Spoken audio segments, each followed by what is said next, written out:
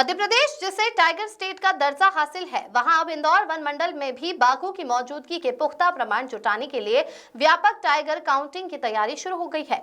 ये गणना आगामी 18 दिसंबर से शुरू होगी, जो 5 दिनों तक चलेगी। इंदौर के वन विभाग ने जिलों में बाघों की संख्या का आकलन करने के लिए एक विशेष रणनीति बनाई है, जिसमें आसपास के क्षेत्रों में बाघों की आवाजाही की खबरें और ट्रैकिंग के निशान मिलने के बाद ये कदम उठाया गया है। इस गणना में मुख्य रूप से कैमरा ट्रैप तकनीक का इस्तेमाल किया जाएगा, ताकि बिना किसी मानवीय दखल के बाघों की वास्तविक संख्या और उनके मूवमेंट पैटर्न को रिकॉर्ड किया जा सके। डीएफओ के अनुसार ये गिनती राष्ट्रीय प्रोटोकॉल के तहत की जाएगी, जिससे आंकड़े पूरी तरह से विश्वसनीय हों। विभाग का मानना है कि इंदौर के वन क्षेत्र, खासकर राला मंडल और उससे जुड़े इलाकों में अनुकूल वातावरण होने के कारण बाघों का विस्तार हो रहा है। ये काउंटिंग न सिर्फ बाघों की संख्या बताएगी, बल्कि उनके संरक्षण की दिशा में भी आगे की रणनीति बनाने में भी सहायक होगी। Bureau report. Sir, national tiger counting शुरू होने वाली है, किस प्रकार से तैयारियां की गई है? हाँ, अखिल भारतीय बाघ गणना का जो दिनांक है, जो इंदौर वन मंडल के तय किया गया है, ये तय किया गया है 18 दिसंबर से 24 दिसंबर के मध्य। 6 दिन का समय है। इसमें 5 दिन सर्वे का कार्य होता है, 1 दिन बफर दिन रखा गया होता है।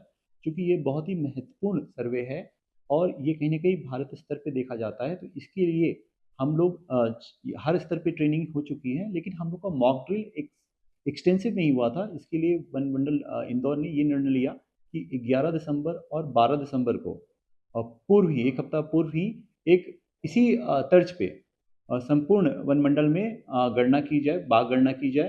तो पहले दिन कार्निवोर है, दूसरे दिन हर्बीवोर सर्वे किया जा रहा है और ये उसी प्रोटोकॉल तहत हो रहा है जैसे कि अखिल भारतीय बाघ गणना होगा। तो आज मॉर्निंग में मैं स्वयं भी गया था एक बीट में और 5 किलोमीटर की जो क्षेत्र में उसमें घूम फिर के आया और वहाँ तेंदुए के साक्ष्य देखे, दूसरे वन्य प्राणी को भी साक्ष्य दिखे। चूँकि आज कार्निवोर ही हमें काउंट करना था। आपके इंटरेस्ट के लिए बता दें, वहाँ नीलगाय के भी साक्ष्य मिले, मोर के भी स्कैट मिले और उसके बाद वाइल्ड बोर भी मिले। कुछ वन्य प्राणी की साइटिंग भी हुई।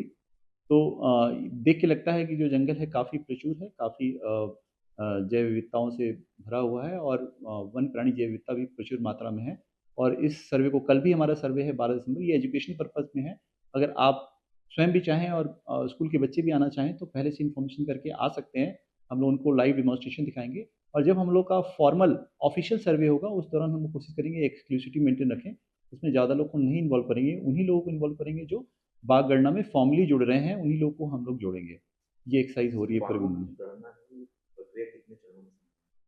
ये बेसिकली राज्य स्तर पे कई चरण होते हैं, लेकिन वन मंडल इंदौर के लिए जो चरण है निर्धारित किया गया है। बेसिकली 4 चरण होते हैं इसके, पहला चरण, दूसरा, तीसरा, चौथा। और ये तो फर्स्ट फेज़ है जिसमें बेसिकली हम लोग जा रहे हैं, साइन सर्वे ले रहे हैं, उनके साक्ष्य प्रत्यक्ष अप्रत्यक्ष को काउंट करते हैं। सेकंड जो गणना होती है वो सैटेलाइट बेस्ड होती है। थर्ड फेज़ में क्या होता है, कैमरा ट्रैपिंग होती है, जो कैमरा ट्रैपिंग का कार्य भी यहाँ चल रहा है। 3 रेंजों में हमारे 100 से ज़्यादा कैमरे इंस्टॉल किए जा रहे हैं, ट्रैप कैमरे। तो कैमरे के साक्ष्य को भी वेरीफाई किया जाएगा। और फोर्थ मॉडल होता है जो कि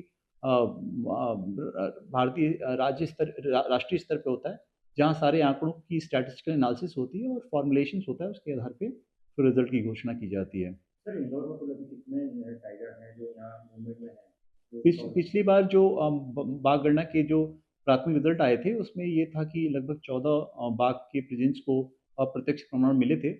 लेकिन इस बार हम उम्मीद कर रहे हैं कि जंगल का स्वरूप और बेहतर हो गया है। निश्चित रूप से हमें लगता है ज़्यादा इस बार संख्या प्राप्त होने की संभावना है।